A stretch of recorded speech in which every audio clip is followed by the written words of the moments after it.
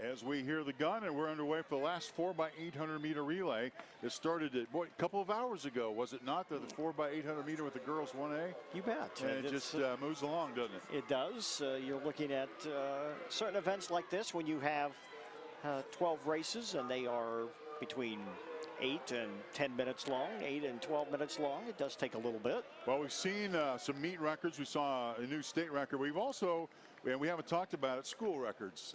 You know, those certainly can't be underemphasized. They certainly, as we've talked to, Chet has done the interviews, each school really aware of what the mark is for their school record, and a lot of school records have been broken today. Sure, absolutely. It is fun. Runners will not lie to you when it comes to that. It's always fun to go back to your school and they have that big board up there that has the all-time best, and you see your name up there or your relay team. Yeah, it's a good feeling. Let's go on to Chet Copeland. Chet, what do you think? Well, I tell you what, you guys were talking about school records. This is pretty neat, and I should have brought this up on the interview, but I kind of blanked there. 40 years ago, El Dorado had this record. They just beat that, or not, had this record prior, and the guys that are working the meet, 3 of the 4 guys are working the meet that were on that record 40 years ago. How crazy is that? They took a picture down here. We'll probably tweet it out at Sports in Kansas. That's incredible. So that El Dorado team with Christian Price and Ezekiel Kimbo, Kel Carson, that anchor leg, and Dylan Whittam setting a school record that was initially set by workers setting the stage for this meet. That is a tremendous coincidence. What a great story that is. Andrew DeKeck of Washburn Rural now just being overhauled as we come to the first exchange. We'll try to get the bib numbers for you. Yeah, look at that time there, Rod. That was close to 155 in that first leg.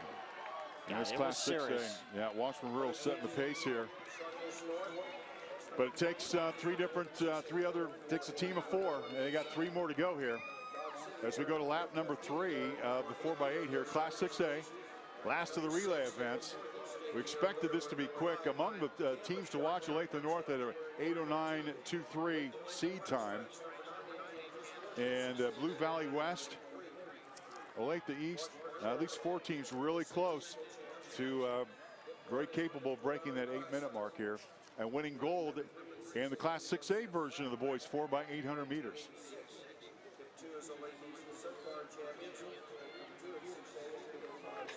Back second and third place, making a move right now. The leader in charge of things. That's Jacob Breon for Olathe East trying to hang on here.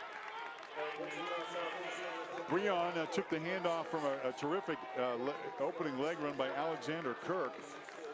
And he's going to end up handing it off to Neil Tony Koski in the third leg. And the anchor leg scheduled to be Jacob Vermillion for Olathe East. Pretty good squad lined up. Olathe East has had some terrific track teams. They've had some wonderful finishes over the year. They're not that far removed from a state championship, Olathe East.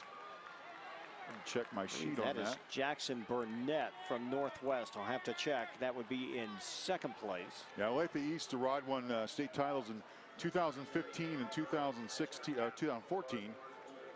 And Shawnee Mission Northwest was the team that was in second. They now are part of that group of 3. Knotted up coming out of the last corner, but Olathe East looking really, really strong here. Now senior Jacob Breon. In fact, 3 seniors and a junior on this Olathe East team. You know they've got some experience, and they know that they're running their last 4x800 meter race of their careers, and they're running like it means the world to them. And here's the third leg. That is Neil Tony Koske.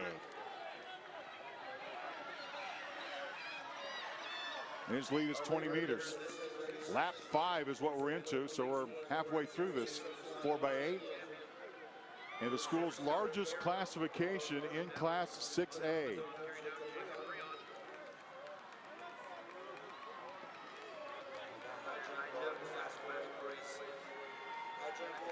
It's Olathe East and everybody else at the moment in the 4x8. Though in second place, making a little bit charge within 20 meters. As we go toward the home stretch on lap 5, about to hit lap number 6. And we're getting a good little charge here. This Olathe East was considerably in front. I think it's going to be much closer. Check the second place team at the moment. That is Luke Blydezel from Washburn Rural.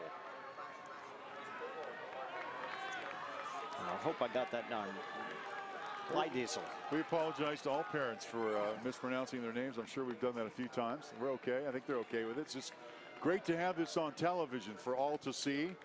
An event that we've been able to share with you for a few years now, but now in extended fashion. I can tell you this is our second year of being on the air for, I think last year was 20 hours and now it's 24. It's not bad, huh, Rod? We're having fun. Yes, we are. It's great getting to see some of the best track athletes around.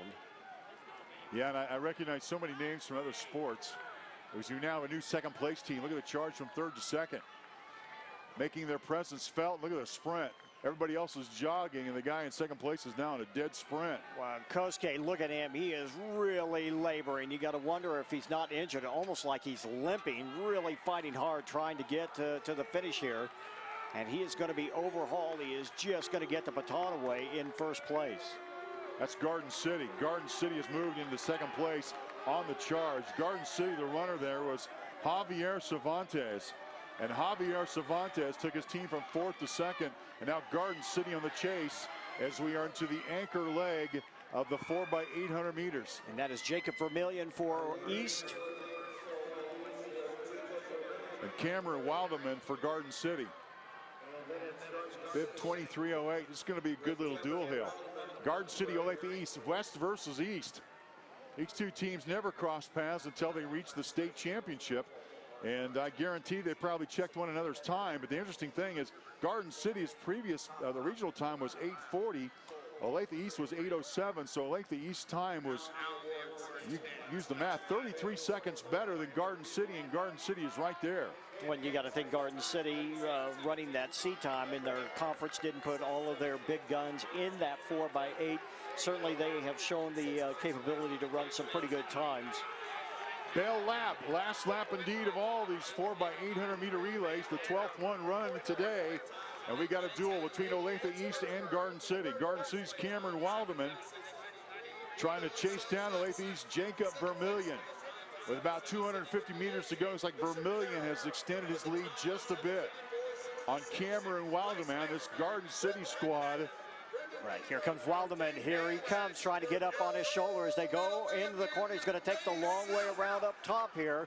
Now both in a sprint. How about a kick? Kick right here from Garden City. Buffalo's trying to nail down gold in the 4x800 meters. Boy, Vermillion does not have an answer for him as well. Garden City powering their way to a win here in the 6A 4x8.